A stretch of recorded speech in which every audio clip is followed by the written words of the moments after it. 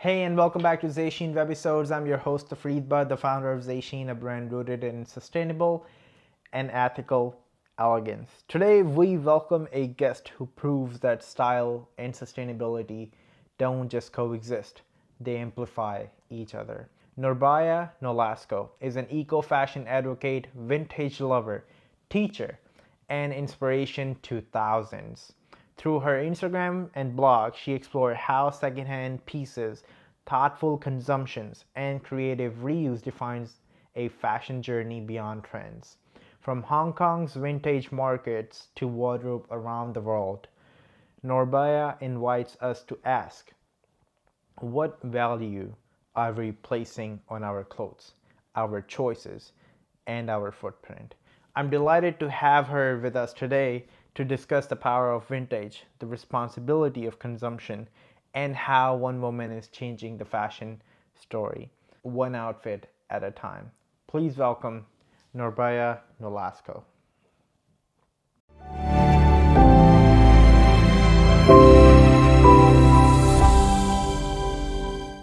Before we jump in, if the conversations like this matters to you, we bring on people who are shaping conscious fashion, sustainability, and intentional living without the noise or performative talk. So if you would like more conversations like this, take a second to subscribe to the ZÁY SHEEN Webisodes. It helps the show reach the right people, and it allows us to keep bringing conscious voices to the table. You can also share this webisode with someone who would appreciate. All right, let's get into it. Okay, thank you very much everyone for joining us here on the ZÁY SHEEN Webisodes, episode 3 of season 2. I am here with the wonderful guest, Norbaya. Norbaya, welcome to the show. Thanks for having me, Zay. Or Tafreed. Of course. Sorry. No, it's a lot of people call me Zay. Maybe I should have it as a nickname of mine. No, that's your brand, right? So Yeah, I like it. I don't mind it. it works. I like it better. Yeah, it works. So yeah, looks like a sunny day behind you. It is a beautiful day back here. And we're starting to get a little bit of cooler weather, but it is still very humid compared to elsewhere, and it's a gorgeous sunny day. Oh, awesome. You mind telling me where you are at the moment? I'm in Hong Kong. Ah, nice. Is that also City of Lights? Yeah, you could say it. It's like any city, it never sleeps, especially now. Okay. Now I live in the city, so Mm-hmm. there's always something happening outside my window. Yeah, that's cool. Yeah, I miss Thailand too because I lived there for about a decade, and that was, much that's part of the world is kind of there's always something happening. Yes, it's very dynamic and in Right. different ways too, because you have these pockets of really Mm-hmm. local vibe, right? Like I live around the corner from a local wet market, and Mm-hmm. those are really kind of dynamic places. People coming in to get their produce for dinner or whatever meal, and then it closes for the evening. And then they get about to like cleaning, and so the streets will be wet and clean, and then they sort of become places where when it's not busy with the daytime shopping for Mm-hmm. groceries, it's kind of Yeah. where people go to kind of avoid crowds and get somewhere faster. Right. So Awesome. Can you speak their language? I speak a little bit of Cantonese. I speak what I would say is survival Cantonese, so I can Okay. get a bus, I can order a meal, I can talk a little bit about the Awesome. weather. Mm-hmm. Yeah. So I should, Yeah, after living here for 20 years, I should speak more, 20 which is, years? yeah, Oh it's my kind of a God. goal of mine to like still Wow. learn the language. Okay. Okay, wow. Wow, that's very cool. Okay, so let's start with the next one. So for Right? those watching from home who might not be familiar with you yet, tell me a bit about yourself and who you are and what you do and why they should be listening to this conversation of ours today. Okay. So my name is Norbyah Nolasco. I am a school teacher. That's kind of my day job. and I've been a school teacher for close to 30 years, probably, teaching high Mm-hmm. school. And then, aside from that, what I do kind of, and the way I have interacted with people and encountered people like you is that I ran a blog called I'm a Norbaya, and I Okay. I kind of shared things a little bit about my life over here, but kind of Mm-hmm. then moving into things like fashion. Which has always been a hobby of mine. And then I Yeah. started my Instagram. And when I started my Instagram, I got to connect with, and in a different way, as you do on Instagram, a community of people who were very like minded, focused on sustainable fashion, thinking about our kind of fashion footprint, if you will. Mm-hmm. How we kind of impact our planet with the choices that we make and the consumption of fashion. So Right. in that, I've kind of used my platform to share ways for people to or inspiration for people to think differently about their wardrobe and their Mm-hmm. closet and to get more out of what they own. And kind of shift shift that mindset of consumption and really get people to think about how cool it is to restyle and refashion your things. Wow, that's amazing. I love how you have turned your personal passion into something, that inspires others. So, what first drew you to vintage and secondhand fashion? So I guess you could say um, it's part of the way I was raised. So Hmm. I am the child of teachers myself. And Okay. so, I'm the oldest of three children. My parents are both teachers, and I grew up in Malaysia. And I grew up kind of shopping in markets there. So there are like Mm-hmm. the wet markets for food, but there are also like clothing markets, um, Yeah. where you get unbranded things, like I don't even know where all this stuff comes, but I wasn't actually Mm-hmm. even aware of like secondhand fashion then. It was just more like shopping for things that I could afford. And then I Okay. stumbled into other stores that were kind of like those stores where they get like surplus clothing that brands can no longer sell. They cut the tags and things like that, and they mark them down and sell them for cheap. And they have lots of Mm-hmm. those here, and so I kind of wandered into that. And then I'm half Australian, so when I would Yeah. go back to visit family, they have like op shops there, which are the same as thrift shops, opportunity shops, or charity shops. Yeah. And I love to go there because there were really cool things in there too, and everything was in my price range. I also, as a child of teachers, um, I kind of grew up in hand-me-downs. So, Mm-hmm. like the idea of wearing other people's things was never really a foreign concept for me. Yeah. And then when I got to university, I realized there were places that were doing resale, so I could actually bring things that I wasn't wearing anymore and Yeah. sell them and Mm-hmm. get it or money Oh, to wow. either buy something, another clothing item, or Uh-huh. uh, go out and have grocery money, or spending money to hang out with my friends. And so it feels like it's always been a part of me, like the way I was raised. Mm-hmm. um so yeah, that's kind of how I got into it, and then it's just sort of how I've raised my children too, just to sort of see value in things that had a life before them and probably will have a life after they're finished using them. Wow, that's such a beautiful foundation. It sounds like sustainability and creativity were part of your life long before they came a buzzword. Yeah, you Right? you could say that. Yeah, I mean, from a very kind of practical standpoint of sustainability of lifestyle, and Uh-huh. when you don't have all the means, you look for ways that you can sustain a lifestyle but do so within your budget. So I mean, it was kind of out of Hmm. necessity, and then it was later on into my journey that I realized that there was um a very real kind of environmental reason to be Yeah. living and kind of consuming fashion the way I Hmm. did. Yeah. Wow. I have a question too, but before that, let me tell you a fun fact. The last episode that I did for the season one, the very last one, she was a guest from Malaysia. Oh, And that was the first and the last guest I got from Malaysia. Now you're the next one.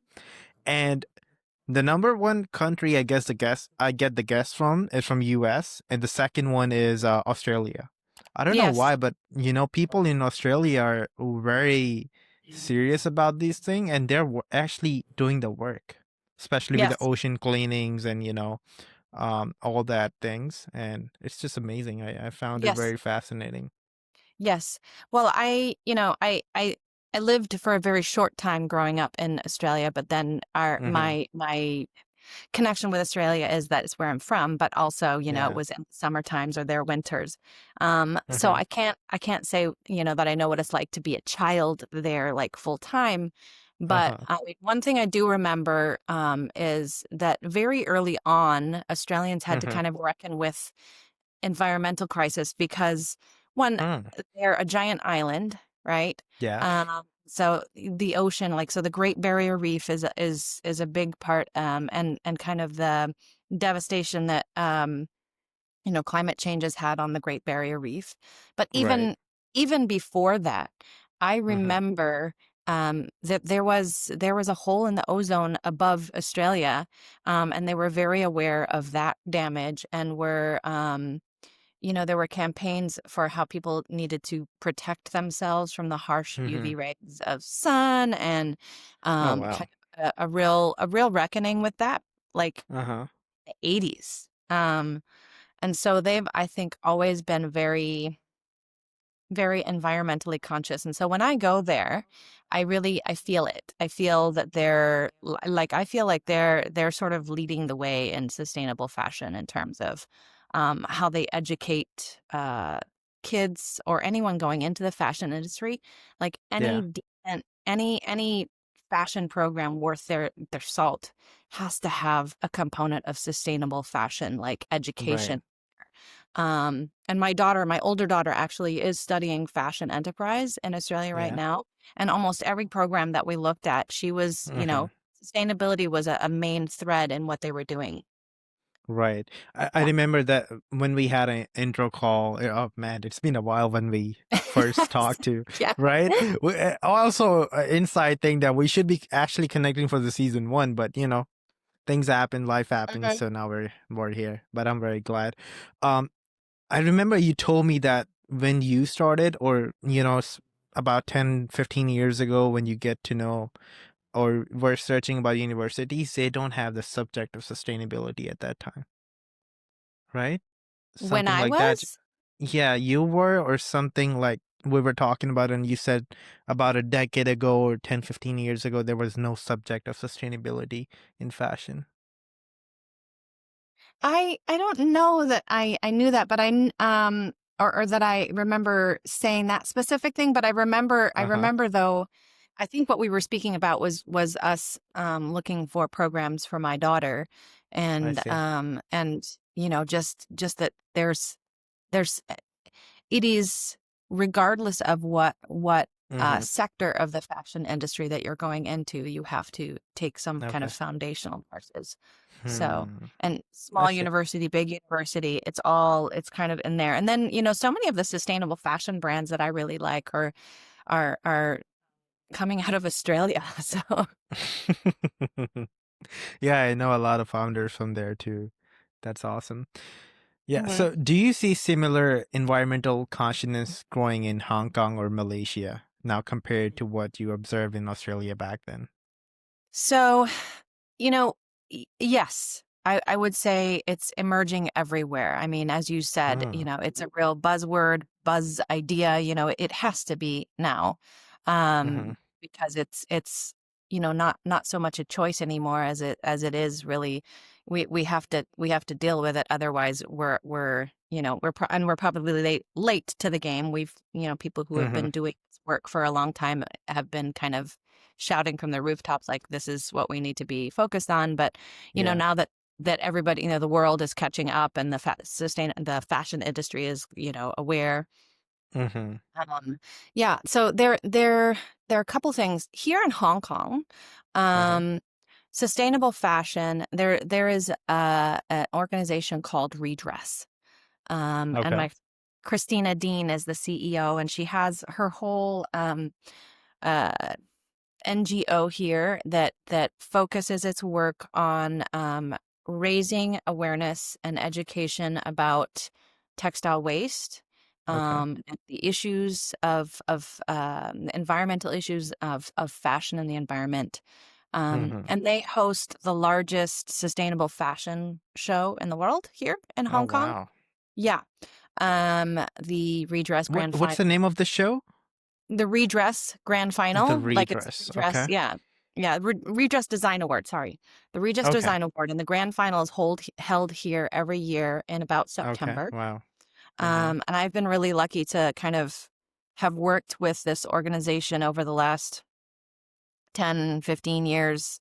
They've Oh been wow. running That's this awesome. show. I mean, I remember when Christina got her start and she was hosting little pop-ups, you know, like resale pop-ups here in various Hmm. places. And now it's Yeah. this big global uh, production every year, and the designers are coming from all around the globe. Hmm.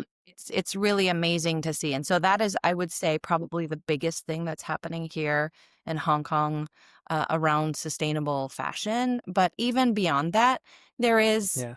um, I've noticed living in the city that there are little things like food waste collection that is starting to, I'm starting to notice in places. We are, like, even from when I moved here, 20 years ago, they had just implemented a plastic bag levy, you know, where you had to pay for a plastic bag. So people would Yeah. generally bring their own bags to store. Right. Hmm.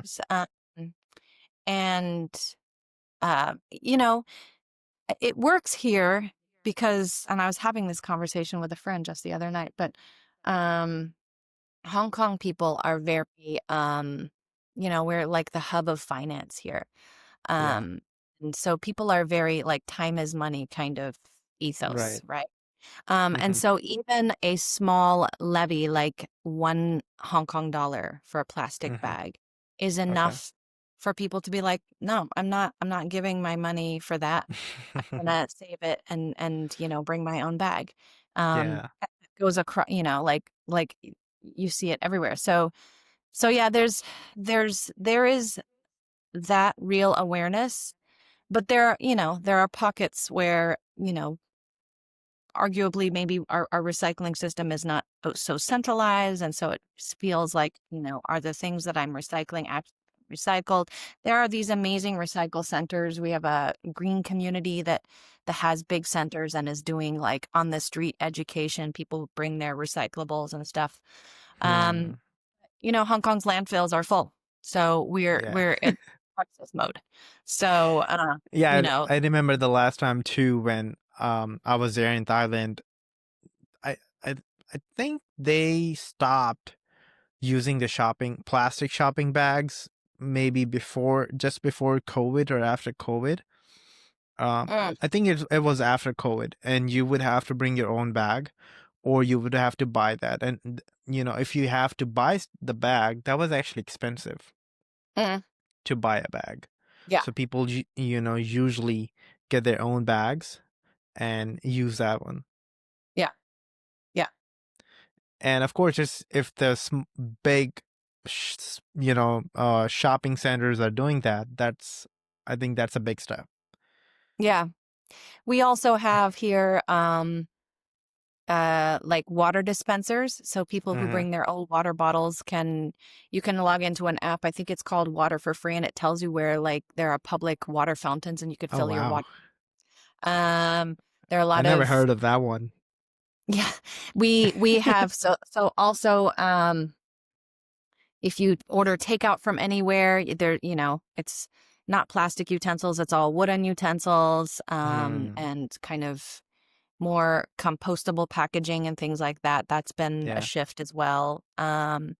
And there's also in certain business centers, you know, it has, everything has to kind of like, for a success of a program like this to work is kind of location and convenience.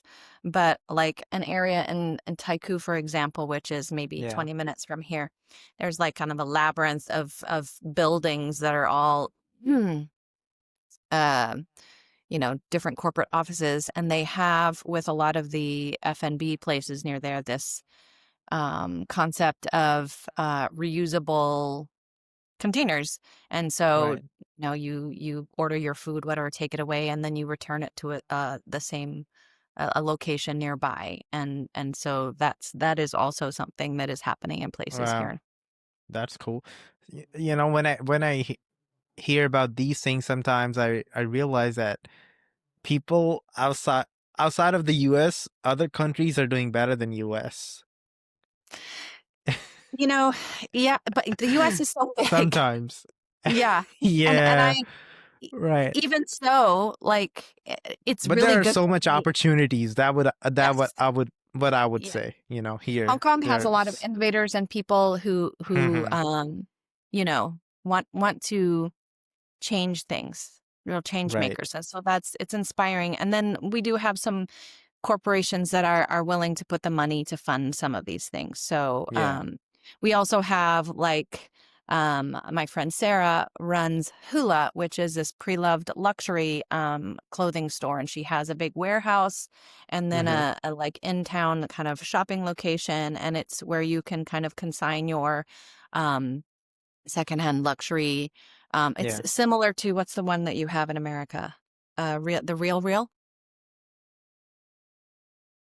Yeah. Maybe. So Okay. similar kind of idea, but much smaller scale, because it's just Mhm. here in Hong Kong. But she has two stores, and she's doing amazing things in terms of hosting events and getting people aware and kind of, you know, reaching a different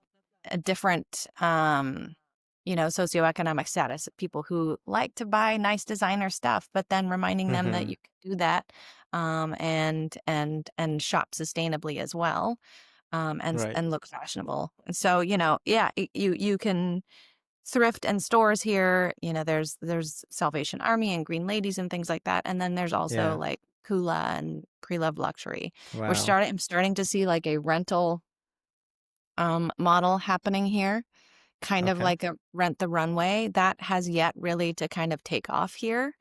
What is Um, that? Rent the Runway, I think, is what you have, I think, in the States. And my sister often shops or does the rental where you can like rent clothing, um, Oh, and then okay. Yeah. return it. Yeah. And I think it's like a subscription based thing. Yeah, Um, there's a lot of options here about that. yeah, Yeah, you yeah. can rent That hasn't clothes. quite taken off here, but it's starting to. There are a couple of small Mhm. businesses that are starting to do that as well, Yeah. Right. or influencers who are starting to kind of rent parts of their wardrobe.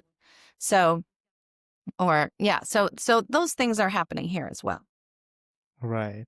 So, we just talked about, actually you mentioned about the landfill space, not much having in the Hong Kong. So, with those challenges, how do you think that individuals or small communities in Hong Kong can make a real difference? Um, I really, it really comes down to changing people's mindset about consumption. Huh. Um, so through Redress, they host a annual clothing drive. They're collecting clothing all year long, but they also have a more publicized awareness campaign every May, where they set up extra clothing donation bins, Uh-huh. and have messaging around getting people to clean through their wardrobes and cycle through their clothing more sustainably and donate. And then they have like um, a citywide kind of volunteer over a couple of weeks to sort through all of this clothing. Okay. And then they host two pop-ups uh, in a year. They're about to Hmm. host one in 2 weeks. Okay. And they do one in June as well. And it's taught me a lot. So I've volunteered with them each year, probably for the last 5 or 6 years. Okay. And, like, standing there looking at a visible kind of, right, the actual clothing that people in a city, just one city, donate or get rid of in a year, all together. Like they will collect all of this and then they actually dump it out, and it's like this giant clothes mountain in Hmm. this warehouse that they rent. And then, volunteers come through in shifts of Right. 3 hours and sort through it and kind of cycle through what can be sold for profit to kind of fund their work that they do, and Yeah. what needs to be donated to places. And Okay. it's That's really interesting. eye-opening. So for me, I feel like the biggest thing is the way consumers um, buy fashion and Hmm. shifting mindset. Because 30 years ago, 20 years ago, um, we were consuming far fewer clothing items a year than we do now, right? The rise of Hmm. fast fashion, as you know, has really not only kind of had horrible devastation, to our environment, but it's really shifted the way people shop. Yeah. And that's the damaging thing, right? Is that people feel like when you go from having, two fashion cycles in a year to 52, right? With the fast fashion model. Um, you kind of perpetuate a Yeah. shift in human behavior that you always need to have something new and more fashionable and that kind of stuff. And so it's Hmm. that really needs to change, Hmm. because brands are always going to look to meet the demand, meet the demand of Exactly. the consumer. And Hmm. so we need to really rethink how we consume. And Yeah. that's not just new fashion. Right. That's also secondhand fashion, right? Hmm. So like with sustainability really being kind of like trending right now. Yeah. You're seeing on Instagram a rise in thrift influencers, right? Right. Secondhand influencers, which is great because it's putting the Yeah. message out there, but also it's not good if we're just replacing fast fashion with thrifted fashion. Yeah. Our mindset and our behavior has to change. Right. I don't do thrift hauls on my Instagram anymore. I won't do it because I feel that really perpetuates that overconsumption. Right. So I made a decision, a number of years ago that I just wouldn't share thrift hauls. I Totally will makes sense. things that I've purchased, like, hey, my Hmm. my top 3 finds of the summer.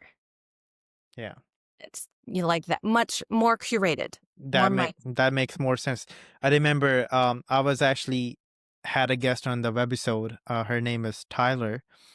She lives in California, and she do a lot of thrifting. I mean, she make tell her audience how to do that and all that stuff. So I Mhm. asked her a question that if a person loves to shop and but they don't shop the fast fashion, but they move to thrifting, but they're still consuming a lot. They're still keep buying weekly or after 3 days they go to a thrift store and buy new stuff. Isn't that concerning still? Isn't that wrong still that you're consuming the things? Yeah. Because it's kind of the same thing. I mean, of course, it's thrifted better than makes something created new, but still, you're consuming more Yeah. stuff. Yeah. Yeah. And absolutely. And that's the issue really, right? Is being Hmm. more mindful as Yeah. as a consumer of fashion, whether it's whatever type of fashion, but Right. even with pre-loved, right? I've Exactly. I've started, in the last 2 years, Hmm. 3 years, maybe 2 years. There's also a more swap events happening here in Hong Kong, which is really fun. Okay. There's different Yeah. people who are hosting clothing swaps. And I love that Okay. Hmm. because it's a really fun community. You see some of the same people. You get to know this community. And, I've got several friends who I look forward to seeing at our monthly swaps. And they come with things that they specifically know I will like, or likewise, things that I know that they will like. And Yeah. it's I feel like a step in the right direction because you're not taking in more than you're leaving. Do you know what I mean? So it's like an equal Hmm. exchange. Right. Or I often go with much more than what I bring home. Um, and it's this a more circular model. Exactly. Really need to get to that as a Yeah, more it circular model. makes sense. So you told me one way that you encourage, how you encourage your viewers, because you have own your own, very engaging audience on Instagram especially. So how do you personally encourage your students or followers to find joy in rewearing and restyling what they already own? So one of the things that I did in Uh-huh. early COVID, my friend Anna and and I've never met her in real life. She's somebody I know from Instagram. We used to host a clothing challenge seasonally that was called Trends in Your Closet. And Yeah. we would kind of take a look at, whatever fashion weeks and trends were emerging from those fashion weeks and kind of curate a list of trending things and then encourage or challenge people to Hmm. find and interpret those trends in the Hmm. closet of clothes that they already had.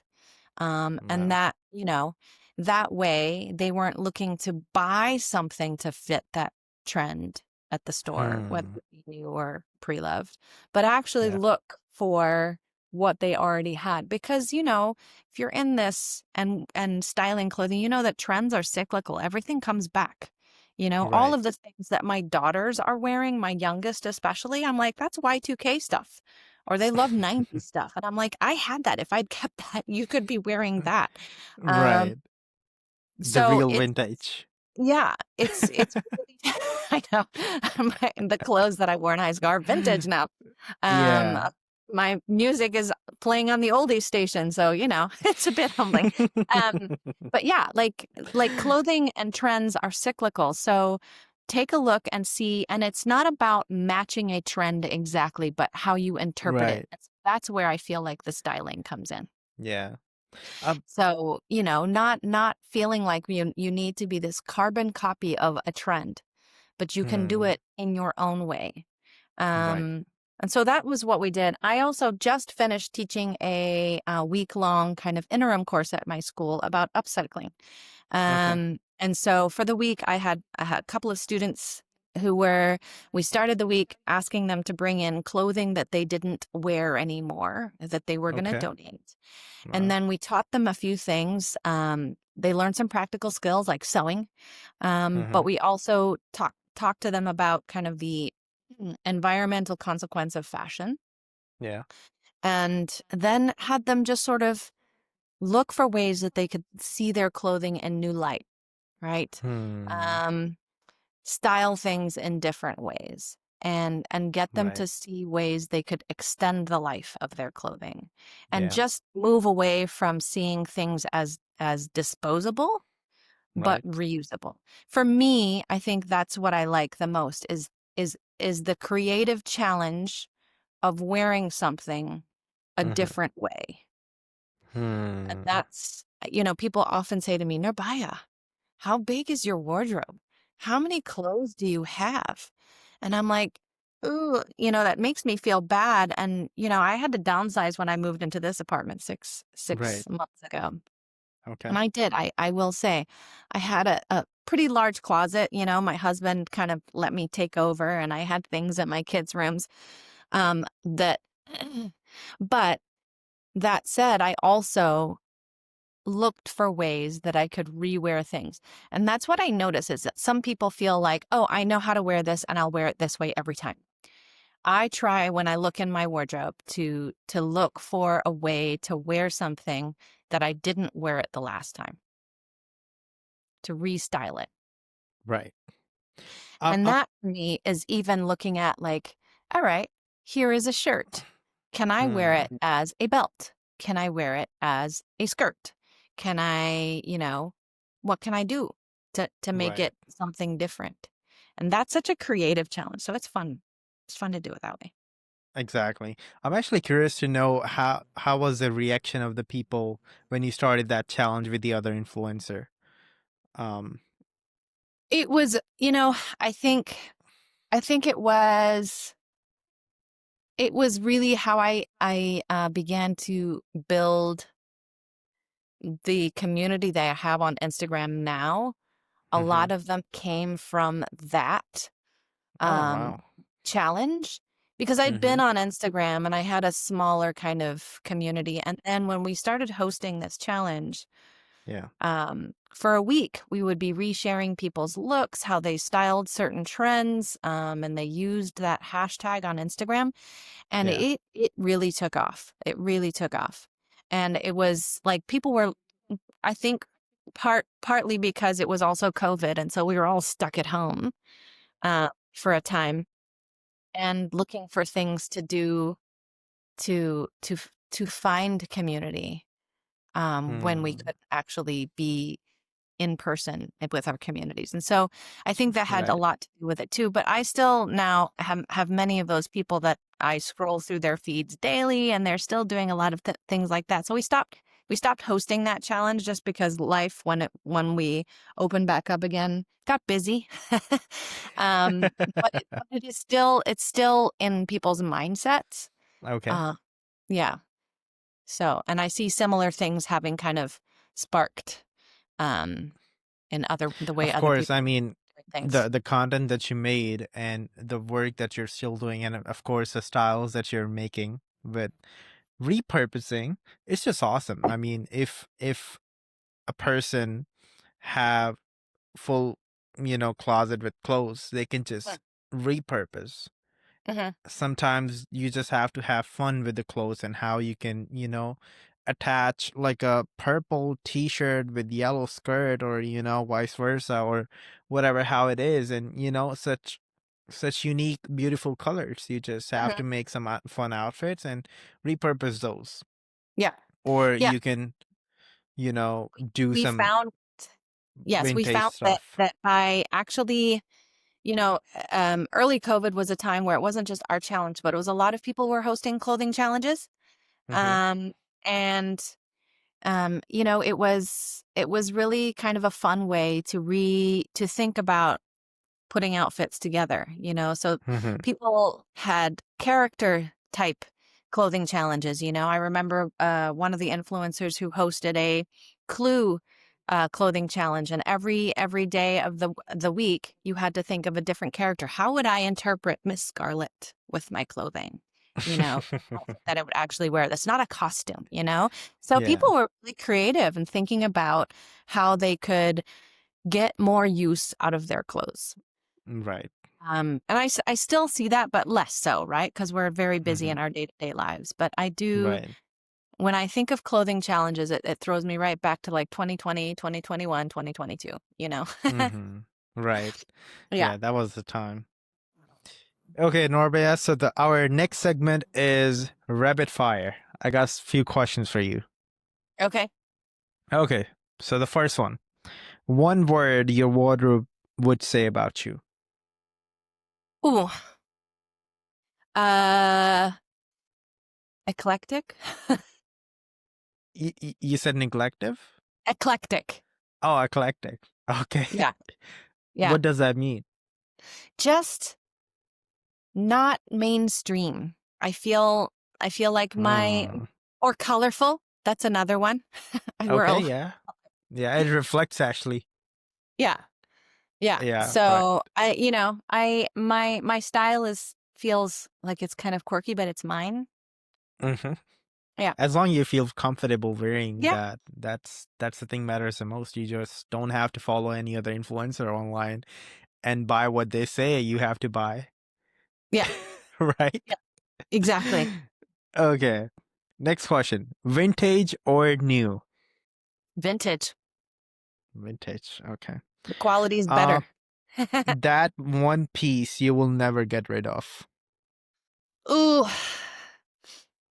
that's really hard because I I keep my clothing a long time, and Mm-hmm. but then when I'm done with it, I cycle it through. So I Okay. don't have like the one thing that I'll never get rid of. I suppose I have a vintage fur that I found. And I found it at a Salvation Army. Actually, it was one of two that I purchased. Okay. And the interesting thing about those two fur coats is that they came from a, I bought them in my husband's hometown. And they came Mm-hmm. from a local furrier who they used to have a fur store. It was a very kind of luxe thing. Um, and it closed down and the building is still there and even the store is still there and I kind of followed it up. But the inside the label um is the name of that local fur shop, LaSalle Furs. Mm-hmm. And it also has Oh, that was embroidered. locally made. Yeah, it came Oh, from, wow. yes, or That's maybe not cool. locally produced, but sold. Mm-hmm. And it had the two coats had sisters' names in like embroidered in them. You know, it was obviously it was a service that you could have done at the time was have your name embroidered in. And so I did Okay. a little bit of digging around and I followed up their stories. And the amazing thing was that I wrote this like blog article about these two fur coats, and I'd given one to my friend who then moved to London. Okay. And I kept one myself. And when I published that story, I had imagined, well, actually, no. You know, the fur coat that I gave to her belonged to the Mm-hmm. sister who joined. I think she was in the Marines or she was in some part of the armed services. But anyway, she did Okay. travel, and the Hmm. sister stayed behind and helped with the family business, which was like a local grocery business. Okay. Um, Oh, and so I wow. envisioned this story, which sort of fit my friend and I when she was moving away. And then the amazing thing was that the grandson of the Mm-hmm. person who sold those coats found Mm-hmm. my story on my blog and reached out to me. Oh, Yeah. Yeah. It was wow. and then sent me pictures of his grandfather. And then his father, so the person who sold it, his son, also Mm-hmm. connected me to some of the family history and stuff like that. So that was pretty amazing. I will never get rid of that coat. Wow. Wow. Yeah. And did you write another blog after that of it? I did. I think I wrote a follow-up Okay. about the interaction that I'd had with this Oh, grandfather. wow. It was amazing. That's so Yeah. cool. And then when the next time I went to visit my in-laws, I actually Uh-huh. went to the store that used to be this boutique. Mm-hmm. And you can still see it's no longer, the building is closed. Okay. And there is a organization I think that is slowly trying to restore it to its historic kind of um, state. But anyway, I did look in the store and you can still see the Mm-hmm. vault that almost looks like a bank vault where he Okay. kept all of the furs that he was Hmm. going to sell. That Yeah. vault is still there, even though you can't tell what the store is. But I'm like, I think it's this because it matched like the photo that the gentleman had sent me. Yeah. Oh, wow. Yeah. That's so cool. Interesting. I mean, I Yeah. love stories behind clothes so much. I don't know why. Yeah. Yeah. I love stories. And I think that's what I love about wearing vintage is, Uh-huh. is there's a story and you may not know it, but it carries stories. Right. How old do you think the code was? Oh, it is ooh, I'd have to look at the year. I mean, it was probably in the 50s maybe or 60s. Oh, I don't know. I don't know. I'd have to, wow. yeah. Yeah, give it to your granddaughters. Don't Yeah. get rid of. Yeah. Yeah, I'll never get rid of that one. It is Right. beautiful. Okay. I Oh, I I'm glad I thrifted asked this question. I found another beautiful fur coat and and I gave it to my daughter and it started Uh-huh. to come apart. She still has it, Mm-hmm. but it did start to come apart. But that Okay. one didn't have as interesting a story as the That's one cool. that I found. Wow. I'm very glad that I was able to hear that. Mm, Okay. thanks for reminding me of it. Of course. Yeah. Uh, Thrift stores or designers resale? Ooh, thrift stores. Thrift stores. Okay. What outfit makes you feel unstoppable? Oh. Um, I suppose when I put a real kind of designer inspired outfit together, Okay. um, usually kind of like some statement jewelry or some statement accessories, can really take a look over the top. When I wear when I wear my silver boots, Oh, wow. I tend to feel unstoppable. These are a neutral for me. Okay. Yeah, I love shoes too. Yeah. Sometimes I feel like maybe I should go to, shoe business, not in clothing. Right. Okay. The most underrated accessory in a minimalist wardrobe. Um, all right, well, I don't have a minimalist wardrobe, so I don't. Okay. What about you? uh, What is the most underrated accessory that you have? my most underrated accessory? I Uh-huh. tend to accessorize really well. I have a drawer just full of vintage scarves, and I used to wear them a lot, and then I kind of Okay. moved away from wearing them, and now I'm reaching for them more again. Okay. I don't know, things kind of cycle through. I love my jewelry, I love hats, I love my accessories. Um, Hmm. I don't know. I guess you could say some of the earrings that I've had that I've collected over time, I tend to reach for Mhm. the same ones, and so there's a lot of my jewelry that maybe I don't wear a lot. So those maybe are underrated. I see. Okay, no worries. Last but not least, finish the sentence. Sustainable fashion is. Sustainable fashion is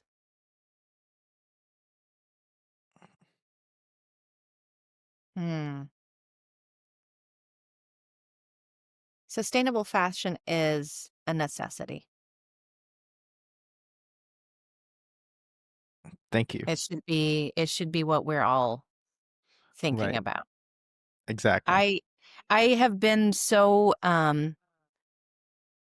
involved in this world for a number of years that I Mm-hmm. just assume everybody knows what I know about fashion and the devastation of fashion and the Yeah. dangers of fast fashion. Yet I am still floored um, when I encounter people who really don't. And so it reminds me that the work of raising awareness is still so important. You know, Right. Yeah. where companies like Shein and other big fast fashion companies can still be Th- making so much that's profit. that's actually what I used to think when I was in Thailand. I used to picture, the rich countries that they know more, they have better systems, and they have lots of things that we don't have or we don't do. But after after coming here, I realized, yeah, there are, but they're not too much. We need to work on this more than anyone I mean, else. when I look at, the news in Paris last week with, Yeah. Oh, you they have a okay? law, right? They have a law that has made it so that, I don't know exactly, but fast fashion is illegal online. People can't Right. sell fast fashion online or whatever. It's some law like that. Yet Hmm. last week, Shein opened its first brick and mortar Uh-huh. store in the world in Yeah. Paris. And I'm like, Yeah. what doesn't add Right. up here? Yeah. How can this happen in a country like France and in Paris that is really, I feel like, doing a lot to move the sustainable fashion agenda forward? Hmm. Right. So, Yeah. yeah, just says that there's a lot of work to Yeah. do. Sometimes. Right. Expect the unexpected. Okay. Mm. Last question. What's one style habit you have ditched for good? One style habit that I've ditched. Or one style that I have ditched. Either way, maybe buying Okay. stuff or the style itself I in any guess sense of the good. style habit that I have ditched is Mm-hmm. um buying multiples, right? Or going thrifting Explain and buy multiples. well, and I it's been a long time since I've even thought this way, but where I'm probably I ditched this maybe 20 years ago, but when you do buy something like you like a tank top, Mm-hmm. and then you look to buy it in the same thing in another color. Ah. Mm-hmm. Because I find that then kind of makes everything that you wear look the same. I don't know. That's That actually a very good one. Yeah, that's sort of a Yeah. weak one. I also I guess another style habit that I've ditched is Mm-hmm. going into the thrift store with the mindset of um just buying anything, I Right. like it, buy Yeah. it. I really have, and this is probably in the last 5 years. I do Mm-hmm. think much more when I'm holding something in my hand in the store, um, before I buy it. I might love it, and Okay. old thrifting me would have been like, I love it. It's gonna be fun. Blah blah blah. Now I really do think about how often am I going to wear this? Is it Mm-hmm. something I'm gonna reach for in a year? Yeah. Um, Not that I feel like things need to have practical need, but how practical is something, right? Right. Um, versus maybe something else. And so then I end up when I thrift putting a lot back. Hmm. Yeah. The same guest that I mentioned before, who is a thrifter, she told me that whenever you go thrifting, make a list before you go every time, every single time. Because Yeah. sometimes you go there, you say, "Oh, it's just $1 or two, it's fine. I can just take it. It's not a big deal." But at the end of the day, you just overconsume thing. Yeah. Maybe it's not gonna hurt your pocket as much as you buy something new, Yeah. but it's the same thing at the end of the day that you're overconsuming the thing. Yeah. Don't just buy it because it's cheap. Yeah. Yeah. Yeah. No, absolutely. And I think every seasoned thrifter has a list. Uh-huh. You ask them, what's on your thrift list? They can tell you. Wow. Hey, Mine's that's on my actually a good question. I'll add it. I'll what's on your actually thrift ask. list? Yeah, Yeah. right. What is on your thrift list? Let's start So with you. what's on my thrift list? Probably recently taken off my thrift list, but I was looking Mm-hmm. for plaid shirts. Okay. Um, I'm always kind of looking in the plaid skirt section. I like to layer prints. Nice. Yeah. So yeah, Unique.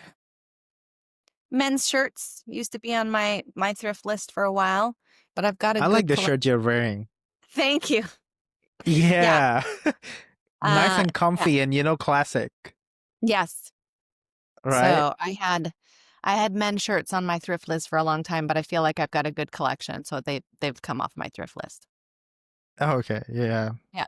I'm actually looking for some. If don't throw it out, just give it to me the next time. Oh gosh.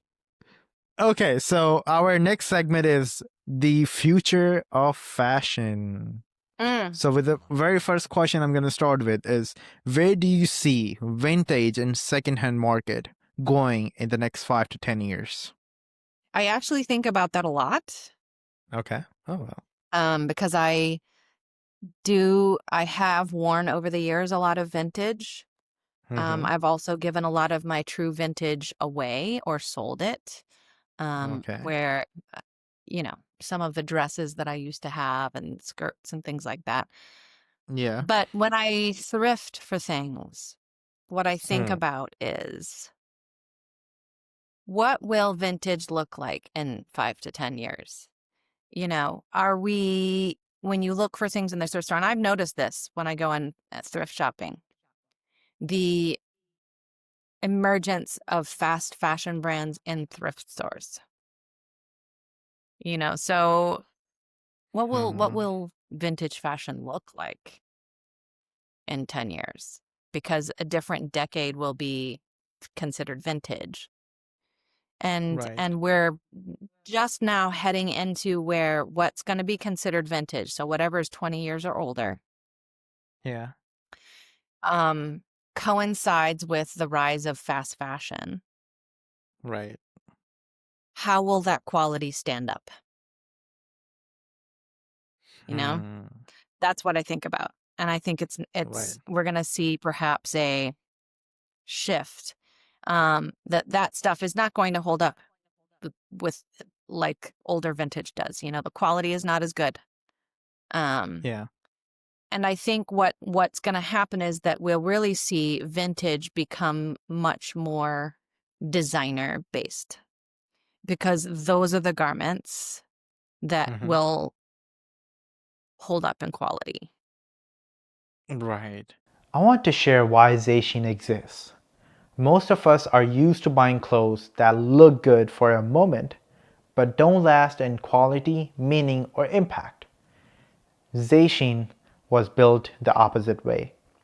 Every piece we create is designed to be timeless, not a trend driven, ethically produced, thoughtfully sourced, and made to be worn for years, not weeks. We believe sustainability doesn't need to be loud or performative. It should feel natural, intentional, and human. Just like the conversation you're watching right now. If you care about what you wear, who made it, and the impact it leaves behind, ZÁY SHEEN was created for you. You can explore the collection and learn more at www.zaysheen.com or tap the first link in the description. Now, let's get back to the conversation. Norbaya, do you see someday in the future people calling 2020s style pieces a vintage collection? Oh, yeah. Yeah, they will. There's some really, well, back to some of the sustainable fashion designers that are really doing cool things right now. Their Mm-hmm. stuff's going to be vintage. Mm. Yeah. And I think the current, where collections are smaller, or, designers are just putting very um few pieces out there, they'll be hard to come by, Yeah. depending When on someone how. asked me that question, I said, first of all, the question is, will the clothes that are coming out in 2020s will last long? That That's the first thing. also that. So yeah, if it stays, if you make good quality garment, then yes, Hmm. Yeah, that's the first I question. think I think that's what I was getting at, really, right? Like Right. just the average person clothing, there will Hmm. be less of it available as vintage, Yeah. because the Hmm. quality is not as good. Like when I Right. find something from like the 70s or 80s, or that's vintage, and it's not designer, that Yeah. it's union made or something like that, it's still a really good quality garment that probably Yeah. somebody who was middle class could afford. And we had that, but that moving forward, I think there will be a gap. And so Exactly. I've often thought about that. You remind me of a story one guest had told me before. She says that I think she was from Germany. She said that she bought a wool coat or something like that, and it was from 1960s, Mm, and she bought it in 2018 or something, and that was mm, still in a good condition. And after a few years, she says she bought a wool coat, latest designed, and it only lasts for like 2 years. mhm. And then it started ripping, the wool is coming off, and the Yeah, threads and pills. all Yeah. that. Yeah. Yeah, and that was not even a real wool. The brand called it a real wool, but it wasn't. Yeah. It was a blend. Yeah, Yeah. right. Yeah, definitely. The other thing that I hope Mm-hmm. happens, and I Yeah. think it will, because Mm-hmm. when I see influencers and what they're wearing, I feel like Yeah. I hope that the future of fashion, we stop thinking about gendered fashion. It becomes genderless. It's just fashion. Like people will not Hmm. pigeonhole things as men's fashion and women's fashion. It'll just be fashion and anyone can wear it. Yeah. I feel like it is still like that. It actually started like that now, Mm-hmm. as brand called unisex designs, Mm-hmm. and men and women both can wear that. Um, but I feel like, no, actually it's not. When you go some classic men's designs, then you say, okay, only men could wear. But as you said, you were collecting men's shirts, Yeah. so you can also wear that, right? Yeah. Yeah. Yeah.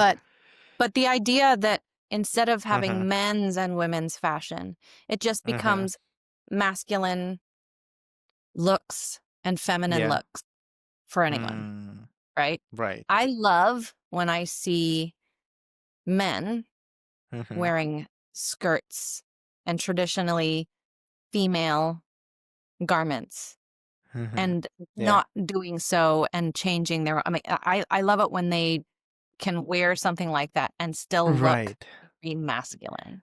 I was invited in Washington D.C. last Friday actually, Mm, and I went there. I met a new designer. She's a student from, I think, Bowie University. She actually made a masculine feminine dress.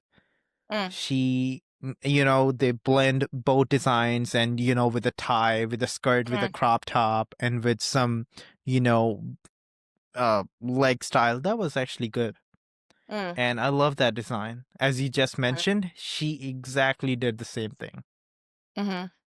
So Yeah, I think that the new designers have these things in their mind, yeah, right? The Gen absolutely. Z, right? Blur that line. There doesn't need to be a Yeah, line anymore.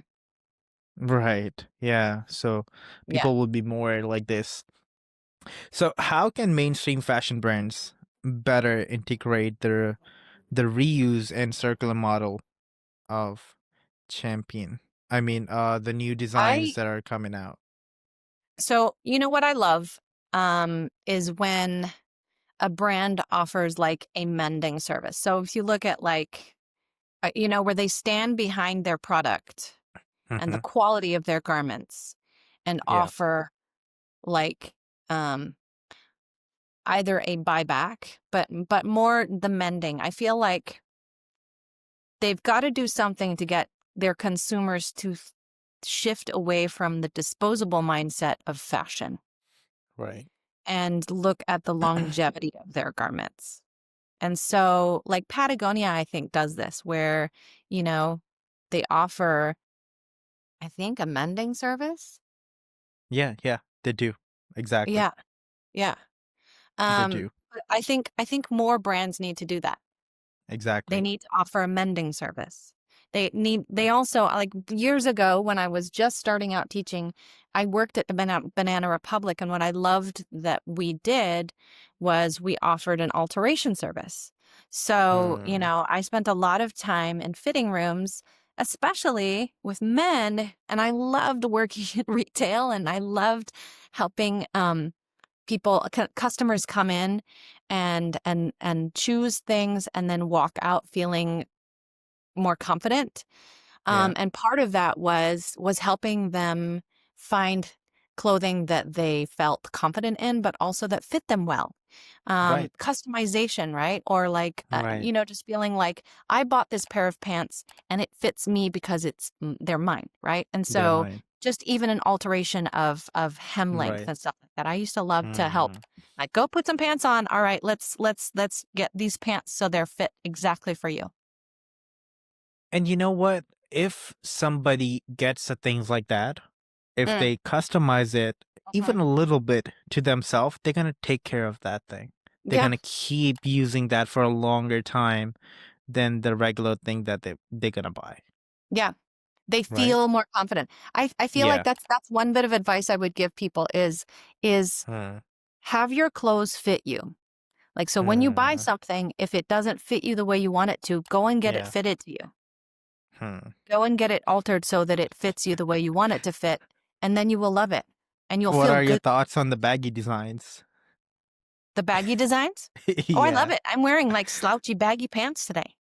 Okay. But even then, like I have a pair of jeans that are super baggy and they're slightly too long, so the hems drag. And so I'm going to take them to my seamstress and she's going to alter it just so that it's the length that I want it to be so I Okay. can wear the slouchy, but Right. it fits. Okay, so you almost answered my question, but I was about to ask, how do you redefine or explain the fit of a baggy thing, either shirt or pants? How do I That define it? yeah, I mean, is it a good fit for you? You feel comfortable, or when you said it should fit you. So like a Mm, baggy design, it's like an oversized thing. So mm. how it can be fit to you? Like in Well, what sense? I think any garment, whether it's baggy or fitted or whatever, should fit Hmm. you the way you Hmm. want it to fit. So if you want it to be Right. oversized, then Hmm. then you buy it or have it altered to fit that. Very well Um, said. and then there is also a range, right? So Yeah. um, like this men's shirt, when Yeah. I'm looking for a men's shirt, I know the way I want it to fit me. So I'm looking at a large or an extra large men's. Yeah. Yeah. And I know that that's where it's gonna fit me where I like Okay. Good to know. That's exactly my size, so just keep for me. it. Oh gosh. If you could redesign the fashion system from scratch, what would you do? What would you change first? Hmm.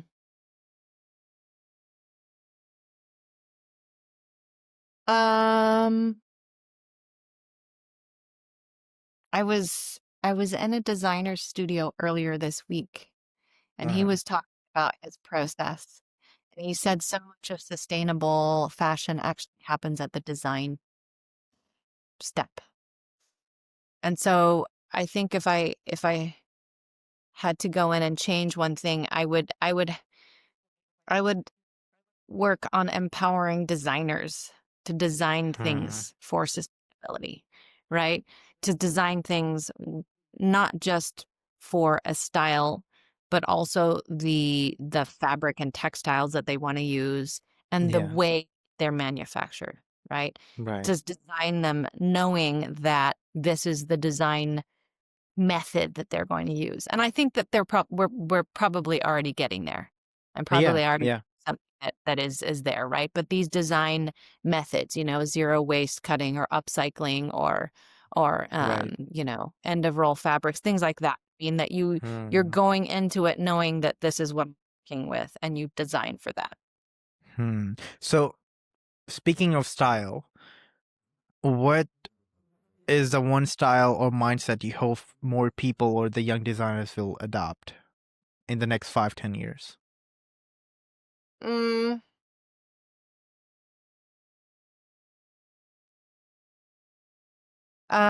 versatility, Mm-hmm.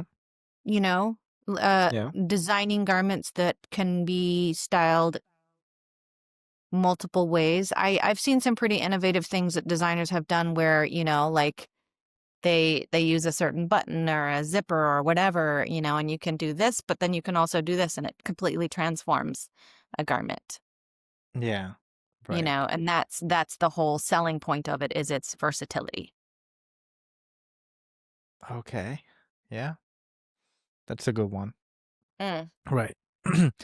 So we're about to close to our closing, but before we go, our last segment of the day is community questions. So these are the questions that we announce it on our IG Okay. with a poll that we announce about the guest who is coming to our show, what they do, and ask the community Mm. to suggest some questions that we can Okay. ask the guest. Nice. I So like I got some nice questions that I'm going to ask you for your advice or, whatever the questions are. that. Okay. Okay? You ready? Yeah. Okay. The first question. how can someone on a tight budget start building a sustainable wardrobe? Um, that one's easy. Hit the thrift stores. Hit the thrift Okay. stores. Um, Thrift stores, clothes swaps. Hit thrift stores, clothing swaps. Find a Do you community. do you think renting would be a good option for that on a tight budget? Um, I'm less familiar with the clothing rental scene, but my sister Uh-huh. rents regularly. She works Okay. at a gallery. And so part of her Hmm. job is attending gallery openings and things like that. And you have to, you Yeah. know, have a certain look. Right. And if you are buying new every time for these events Events. where, you're likely to have your photo taken and things like that, um, Okay. y- you amass lots of wear it once kind of garments that you then won't wear again. So I think, depending on what your profession is and what your needs are, the rental market is probably a really affordable way of doing things. Right. Okay, yeah, that's a good one. I mean, it depends in what situation you are. If you Yeah. are going to attend of some events Mm-hmm. and you're on a tight budget, maybe you can rent. Mm-hmm. But if you're just a regular Absolutely. person doing a regular 9 to 5, just go hit the thrift store, Mm-hmm. right? Mm-hmm. Okay, yeah. Next question. Whenever I do vintage shopping, I feel daunting. Daunted. Yeah, yeah, daunting. It's Yeah, daunting. daunted. Yeah. So what should I do? So I think, and I can empathize because, I it's think she overwhelming. saw your content, then she asked this question because you wear a lot Yeah, of it's vintage stuff, overwhelming. And right? I think you just have to go in Mm-hmm. and decide I'm only looking for blouses, you know, and just Yeah. narrow down your focus going in. Because if you go in Mm, and are like, I'm just gonna see what I can find, you'll be there all day right. because everything is so unique and different. Uh-huh. And you then might fall and like something, but then it's not Uh-huh. quite your size. It's very Right. daunting. Right. So I think just go in with a more focused um, idea of what it is that you're looking for. Back to Hmm. that thrift list kind of idea. Yeah. Okay. That's Have cool. set yourself some limitations too. Like I tend to, in my early vintage days, I did wear a lot of beautiful vintage garments, but they weren't always natural fibers. Mm-hmm. And, you know, I do love the smell of vintage clothing, but, there's just because there's that old smell. That sounds Yeah. weird to say, but you know, um, but I got to a point where I was like, I'm not wearing any more polyester. I'm gonna try not to wear, synthetic fibers. I'm Mm. I'm Yeah. just gonna Yeah. look for natural fibers. Totally makes sense. Right. hmm And so Yeah. that has also for me limited my Hmm. focus when I go in. Yeah, I mean, it's a following up question, kind of Mm. feel like. How do you decide if a garment is truly worth keeping or letting go? Um, it when once I own it. Yeah, maybe once you own it, or maybe you're at the thrift store and this Yeah. in a boat. Maybe I should buy or not to buy, or what should I Mm. do? So a couple of things. So in the thrift store, Mm-hmm. and I'm looking at something. One, is it similar to something I already own? Okay. So is it filling a hole in my wardrobe? So like a kind of a checklist of questions for myself, right? So is this Yeah. filling a hole? Do I already own something like it? Mm-hmm. What am I going to wear it with? Like, so I actually begin imagining ways that I'm going to style it when I'm in the store already. And if I can think of multiple ways that I'm going to style it and I know I'm going to reach for it, then I know it's sustainable and a good choice garment for me.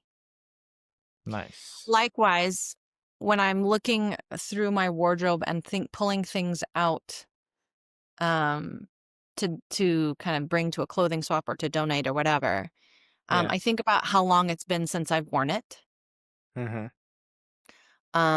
Sometimes I hang on to things because they're just really cool and unique, but then I get to a point where I'm like, but why am I hanging on to it if I'm not wearing it? Somebody else needs to wear it because it's too beautiful to just sit here.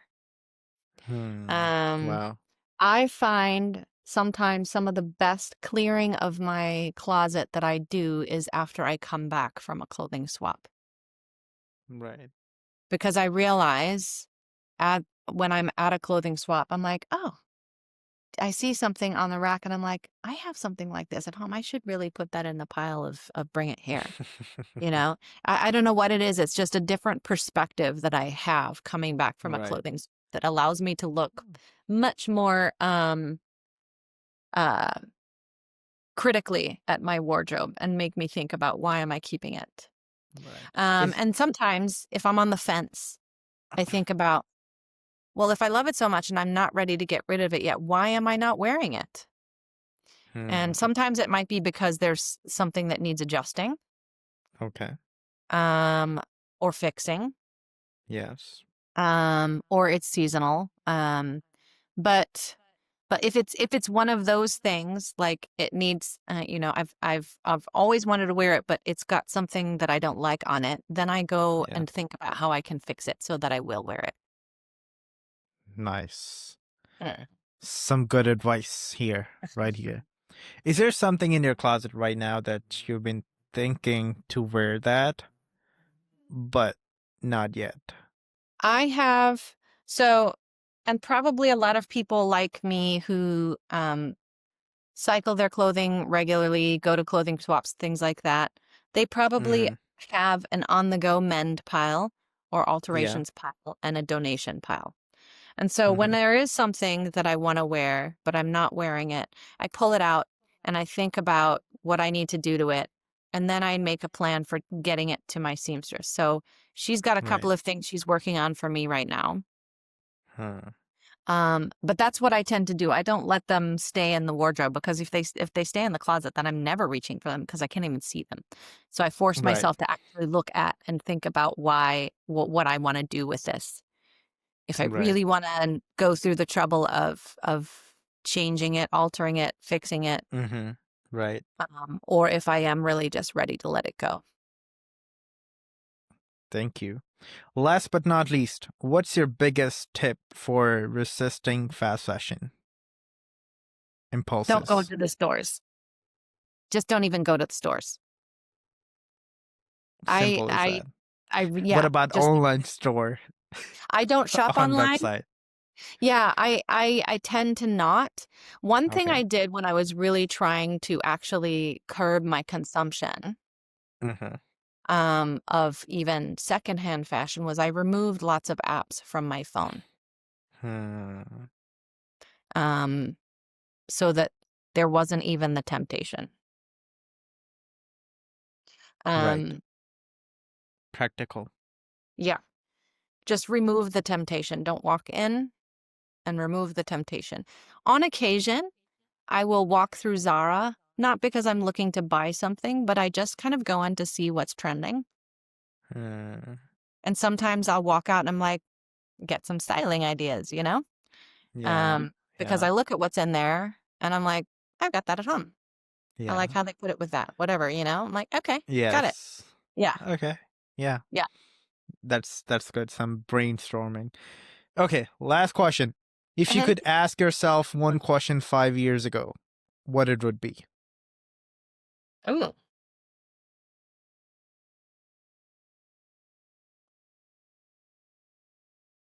Mm, ask myself a question from 5 years ago. I don't know what's in what sense he or she asked this one, but any question. Yeah. Um, I guess where do you see your style? How do you see Okay. your style evolving? Hmm.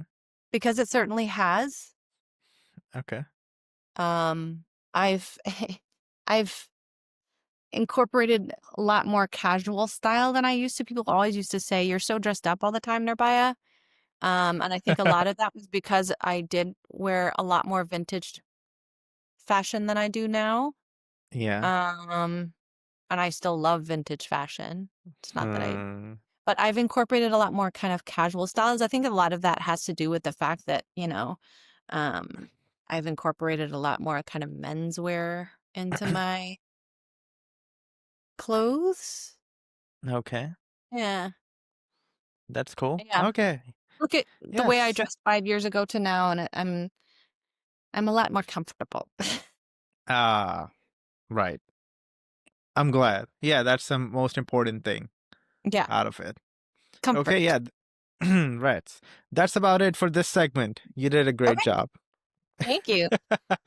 Thank you. But you said you do winter style, but I came up with a question. How do your students react to your style? Any compliments from them? I do. That is I recently changed jobs. Okay. Um, so I'm at a new school, and I feel like Mm-hmm. my new school, the students and even the teachers there are just kind of getting to know me, Mm-hmm. and my style. But Yeah. already Do they call you overdressed? They are no, the one? Oh, but I okay. do like to dress up. I have fun with my clothes. Mm-hmm. And I've always loved, both at my old job and now, when um when something that I wear is unexpected and kind of will make somebody smile, or somebody will compliment the way I look, Yeah. or what I'm wearing. Um that is, you know uh, it, it's like an added bonus. It's not why I dress in the morning, Mm-hmm. to like I dress for myself, uh Mm. because I want to have fun. But Norbia, I'm it's sorry I always cut you it's off. fun when people like something that I'm wearing. Right. But you ever styled with with the topic that you're gonna talk about it today in your mind? Like, I'm gonna talk about this topic and let me try to put an outfit together that's gonna fit to this topic today at the I classroom. have. I You have. really? I have. Yeah. Okay. Um, I remember when I was doing like a mock trial in my class, Okay. and I dressed. I did my best sort of impersonation of kind of like Ruth Bader Ginsburg, in terms of like Mm-hmm. wearing something that I felt like she, as a Supreme Court justice, would have worn. Kind of a statement collar, and Yeah. yeah, Okay. yeah. It's fun to dress the Wow. part. Yeah, Right. I yeah. like it too. Yeah, so, and I like to dress for the seasons and the kind of the spirit, or whatever's happening. So, yeah. Like this week, like I said, I was doing this upcycling course with kids, Mm-hmm. and it gave me I had fun thinking about the way I could put outfits together. I did actually make a little collar. Yeah. I found a little, oh, can I find it? I found a little like a t-shirt collar that Yeah. had been cut, and then I found some scraps of fabric, and I just kind of Oh, wow. like made a collar. And then yesterday I styled a whole look around this. That's cool. Yeah. So It's jeans collar. Okay, that was collar, very yeah. nice. Perfect. Thank you very much, Norbia. It was a pleasure to talk to you again for this episode.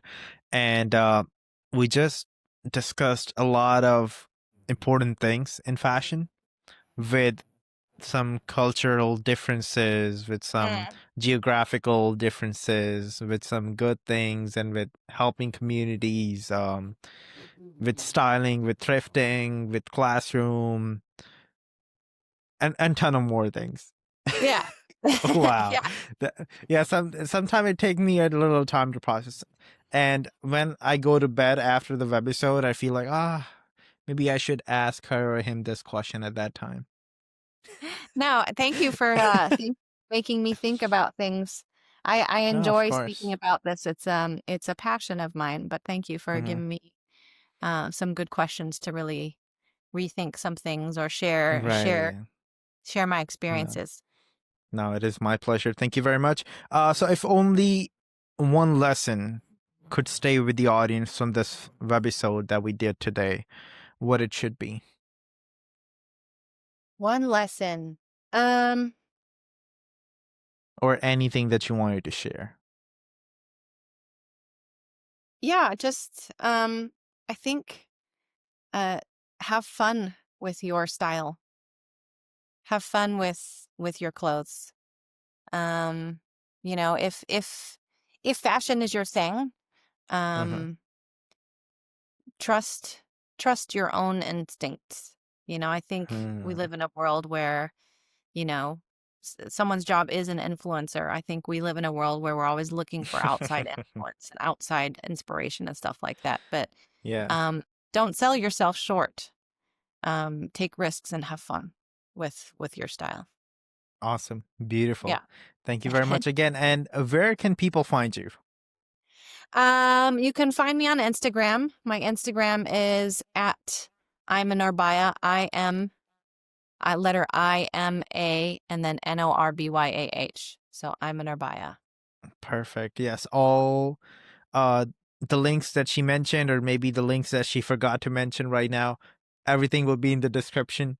You can Perfect. go there and check it out and read the Great. blogs. I actually want to mention the blog that you wrote Yeah, about it's that coat. If you can send me the link, I would definitely read it myself, and I'll add yeah, it into the description. That one and the I follow will. up, I both will. of Yeah, them. I'll share it with you if I can because my blog is currently it's I have to get things sorted out, but it's currently Okay. kind of published, and so Okay. there's some technical things, but yes, I would love No to if I worries. can. Anything, any resources if I get from Norbaya, I'll definitely add it. Okay, great. No question. Great. Okay. Okay. Thank you very much again for listening us here on the ZAY SHEEN Webisode Season 2, Webisode 3. And I'll see you guys in the next one. Take care. Great. Thank Bye-bye. you.